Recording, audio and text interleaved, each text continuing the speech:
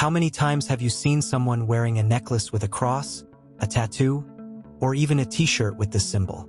Now ask yourself, do these people really know what they are carrying? The cross is the most powerful symbol in history, but ironically, it is also one of the most misunderstood. Many people display it without understanding its weight, its purpose, its message. John 3 verse 16 shows us that it is not just an ornament but the ultimate expression of God's love. So, if you think the cross is just a religious detail, get ready to discover something that could change your life. There is a secret about the cross that few people know. Colossians 2 verse 15 reveals that it was not a symbol of defeat but of triumph. And the most amazing part? That triumph was not just Jesus, but yours as well. The cross is not an object to be used mechanically, without reflection. It carries a calling, a response, a transformation. Luke 9 verse 23 teaches us that taking up the cross means living in a completely different way. But do you really understand what that means? If the cross were just an accessory, it would not have withstood centuries of persecution, rejection, and attacks. But it did. And there is a reason for that. The truth is that the cross has a direct impact on your life, even if you have not yet realized it. It carries a meaning far beyond what we were superficially taught. Galatians 2 verse 20 shows us that the cross not only saved lives but also transformed identities. You might be about to understand something that no one has ever told you before. So, before wearing it, before ignoring it or rejecting it, discover the truth about it. What comes next could change the way you see everything. Are you ready for this journey? The cross is everywhere. Pendants, tattoos, t-shirt prints. But do all those who carry it understand what it really means? Many see it as a mere adornment, a stylish accessory, or even a protective amulet. But the truth is that its meaning goes far beyond aesthetics.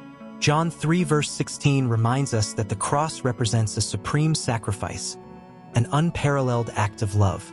If someone wears the cross without understanding its weight, it is like holding a key without knowing what it unlocks. And believe me, this key unlocks something grand. The cross is a portal of transformation. Think of someone who inherits a valuable object without knowing its true history. That person may underestimate it, use it carelessly, or even lose it. The same happens with the cross when we do not understand its depth. Colossians 2 verse 15 declares that through it, Christ defeated the forces of darkness. It was not a symbol of defeat, but of an overwhelming victory. And that victory was not only his but ours as well.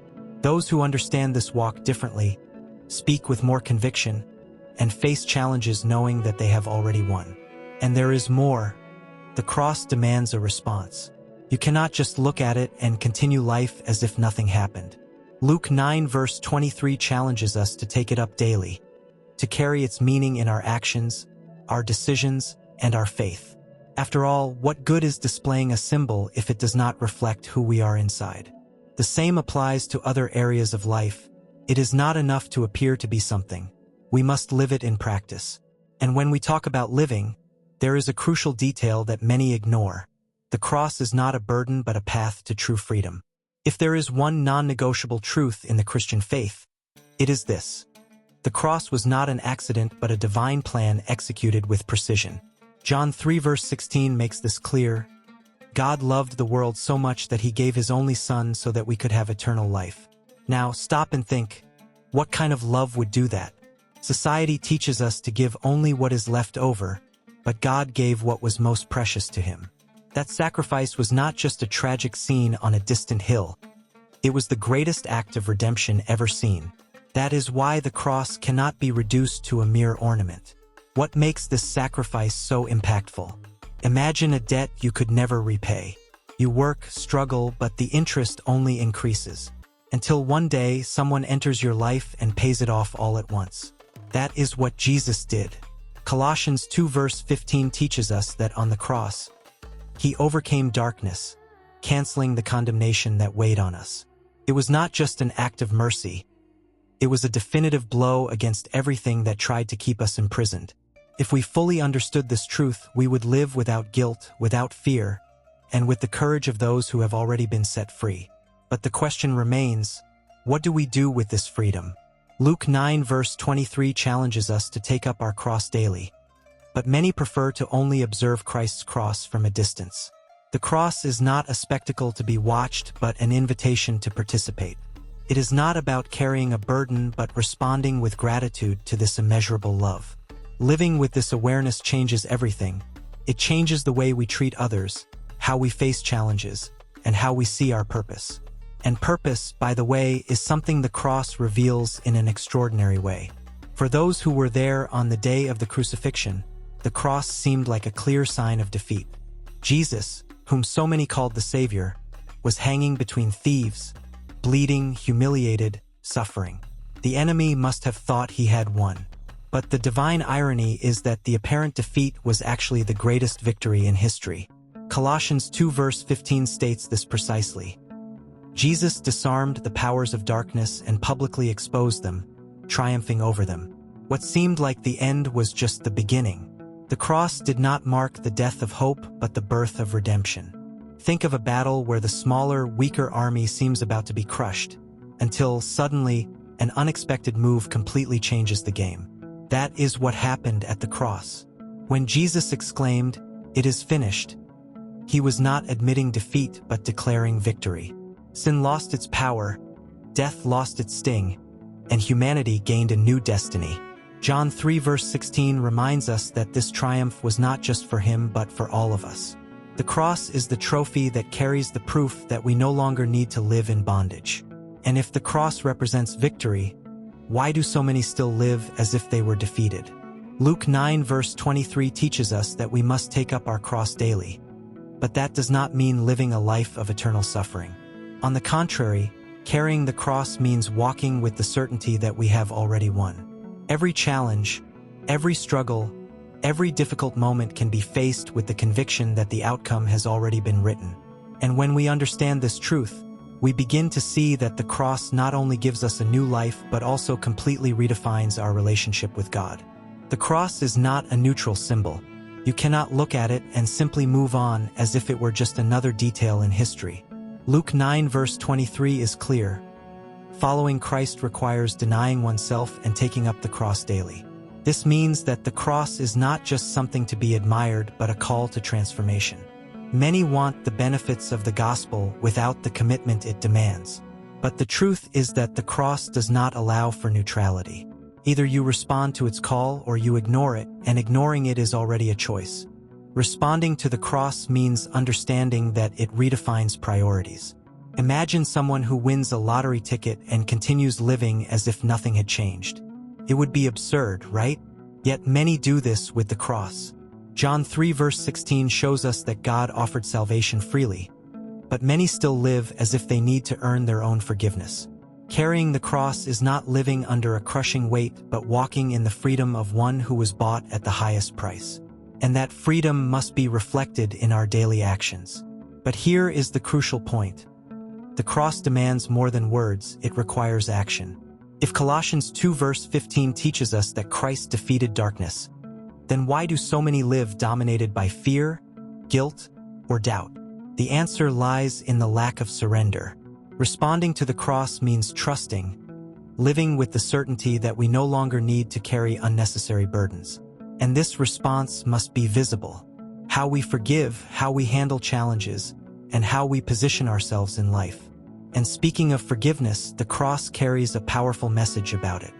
If there is one thing the cross makes clear, it is that no one is beyond God's grace. Human beings fail, stumble, make mistakes, and if we relied solely on our own merits, we would all be condemned. But John 3 verse 16 reminds us that God loved the world so much that he sent his Son to rescue us. This rescue was not partial, nor was it conditional. It was complete, absolute forgiveness, capable of erasing even the deepest mistakes. The cross does not demand that we be perfect before approaching it. On the contrary, it is precisely because we are imperfect that it becomes essential. Now, here is the challenge. If we have been forgiven through the cross, how can we deny forgiveness to others? Colossians 2 verse 15 declares that Christ disarmed the powers of darkness. Yet we often choose to live as if we are still trapped by resentment. Holding on to grudges is like carrying invisible chains while the other person walks free. Forgiving does not mean forgetting or justifying the wrong. It means freeing ourselves from the weight that prevents us from moving forward. Luke 9 verse 23 calls us to take up the cross daily. And part of that process is learning to let go of what holds us back. And here is a crucial point. Accepting God's forgiveness is not just a theoretical concept, but something that must be lived out. If someone claims to believe in the cross but still feels unworthy, still carries guilt from the past, they are failing to fully embrace the grace offered. God's forgiveness is not a check with an expiration date. It is an eternal letter of freedom. But this grace does not leave us stagnant. It drives us to change, to live differently. And when we understand this, we realize that the cross speaks of more than just forgiveness. It is the point where justice and mercy meet. The cross is the only place where justice and mercy not only coexist but merge perfectly. God is just, and His justice demands that sin has consequences. But He is also merciful, and His mercy found a way to redeem us without compromising His holiness. Think about it. If someone commits a crime, justice demands punishment. However, Colossians 2 verse 15 reveals that on the cross, Jesus took that punishment upon Himself. It was not cheap forgiveness. It was a high price paid on our behalf. It was the divine courtroom where the sentence was fulfilled without us being condemned. Now, let's consider a practical example. Imagine you have an unpayable debt at the bank, and a stranger decides to pay it off without asking for anything in return. Sounds crazy, but that is exactly what Christ did. John 3 verse 16 reminds us that God loved the world so much that He gave His Son. Sin demanded death, but the cross brought life. God's mercy did not ignore justice. It satisfied it in a way no one expected. The judge paid the defendant's debt. This does not mean that sin ceased to be serious. It means that the solution was greater than the problem. But the question is, what do we do with this gift? Luke 9 verse 23 calls us to carry this cross daily. If we have been justified, then why do we still try to justify ourselves? If we have received mercy, why are we so quick to judge others? The cross teaches us to balance truth and grace, justice and compassion. It reminds us that we have been treated with mercy, and so we must treat others the same way. But the cross is not just a reminder of the past. It also marks the beginning of a new identity, something that completely transforms who we are. The cross is not just an endpoint, it is a starting point. Galatians 2 verse 20 sums this up brilliantly. I have been crucified with Christ, and I no longer live, but Christ lives in me. This means that when someone truly understands the meaning of the cross, they can no longer live the same way. It is like a prisoner who receives a new identity and the key to freedom but continues sitting in the cell, unaware that they can leave. The cross destroys our old identity, the one defined by sin, fear, and guilt, and gives us a new beginning. But are we living as transformed people? Think of someone who inherits a great fortune but continues living as if they are poor, afraid to spend a cent. Many believers do exactly that. They have a new identity but still act as if they are trapped in the past. John 3 verse 16 teaches us that God has given us a new life, but it is up to us to embrace it. Colossians 2 verse 15 declares that the power of darkness has been defeated. So why do we insist on carrying burdens that have already been left at the cross? The transformation that the cross offers is not symbolic. It is real and tangible. This new identity requires change, but it also brings purpose. Luke 9 verse 23 challenges us to take up the cross daily, which means living with the awareness of who we are now. If we were once slaves to fear, we are now children of the promise. If we once sought approval, we now live to please God. This change impacts everything: our relationships, our dreams, our way of facing challenges. The cross is not just something we carry, it carries us. And as we realize this, we begin to understand that it speaks not only of the present but also of a future filled with hope. The cross was not the end of the story, it was the beginning of something eternal. Many see the crucifixion as a tragic event, but Hebrews 12 verse 2 teaches us to look to Jesus, the author and finisher of our faith, who endured the cross for the joy set before Him. What was that joy? Our salvation. Christ's suffering was not without purpose. It was a price paid to ensure that death would not have the final word. The cross is the bridge between now and eternity, between present pain and the promise of something much greater. Think of a storm. During the tempest, everything seems dark, frightening, hopeless. But when the rain stops, the sky clears, and the sun shines again. The cross was that storm, but the resurrection was the sun reappearing. John 3 verse 16 declares that through the cross, we have the guarantee of eternal life. This means that regardless of what happens in this world, there is something far greater awaiting us. Colossians 2 verse 15 reminds us that Jesus conquered our greatest enemy, not just sin, but death itself. And if he overcame it, we can live with hope. This hope is not passive. It is not just waiting for heaven while ignoring the present. Luke 9 verse 23 calls us to carry the cross daily, to live as those who already belong to the kingdom. This means that even amid struggles, there is an unshakable certainty within us. The story does not end here. The cross teaches us that every pain can be redeemed, every mistake can be forgiven, and every tear can be turned into joy. But to fully understand this, we must embrace a fundamental principle of life. Sometimes, something must be buried for something new to grow. The cross is like a seed that must be buried to bear fruit. At the moment of the crucifixion, everything seemed lost. Jesus, the one so many considered the Messiah, had been buried. But like a grain of wheat that falls into the ground, his death was not the end but the beginning of new life. John 3 verse 16 shows us that this sacrifice was planned to bear eternal fruit. Just as a plant must go through the darkness of the soil before blooming, the cross teaches us that pain can be the prelude to something great. Perhaps it is pride, fear, or even an old dream that needs to be buried to make room for something greater. The cross challenges us to see beyond the present moment, to believe that suffering can be transformed into glory. And when we understand this, we begin to live not only with hope but with the courage of those who know that life springs from sacrifice. The cross is not just a historical event. It is a living reality that transforms those who choose to walk under its power. Many wear the cross around their necks, but few carry it in their hearts. John 3 verse 16 reminds us that Jesus' sacrifice was not just to give us a ticket to heaven, but to completely change the way we live here and now. Those who understand this begin to see life differently. Problems will still exist, but now there is an unshakable certainty. Victory has already been won, and nothing can change that. Living in the power of the cross means facing challenges with the mindset of someone who has already won. Colossians 2 verse 15 declares that Jesus disarmed the powers of darkness. So why do we still allow fear, guilt, and doubt to paralyze us? Think of a prisoner who has been set free but continues to act as if he were still imprisoned. Many people live like this spiritually, forgetting that the cross has broken every chain. Luke 9 verse 23 calls us to carry this truth daily, reminding us that there is no battle that has not already been won by Christ. But the cross also challenges us to act. If we have been transformed, our lives must reflect that change. How can we carry the message of the cross to the world? This can be done in many ways. Forgiving those who have hurt us, helping those in need, living with integrity, and being a light wherever we are.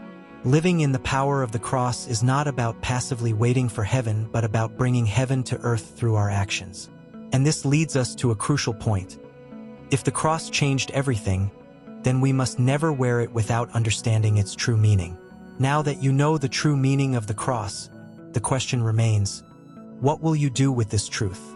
John 3 verse 16 shows us that the cross was not just a symbolic gesture but a real sacrifice made for you. If that sacrifice was so great, can we simply ignore it? Can we continue living as if nothing had happened? Colossians 2 verse 15 declares that Jesus disarmed all the forces of darkness.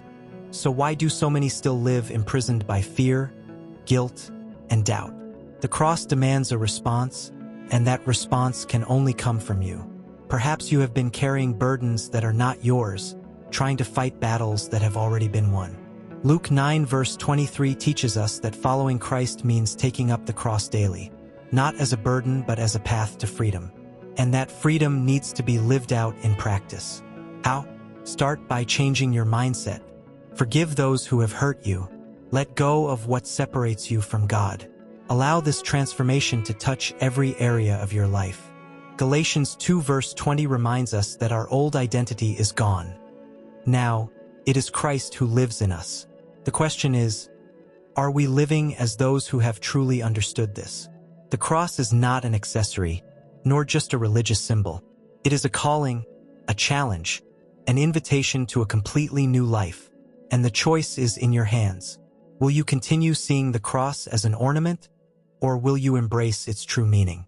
Leave your opinion in the comments about this journey, and if this content made sense to you, subscribe to the channel and turn on notifications. There is still so much to explore about this topic, and you won't want to miss it. After all, those who know the truth can never live the same way again.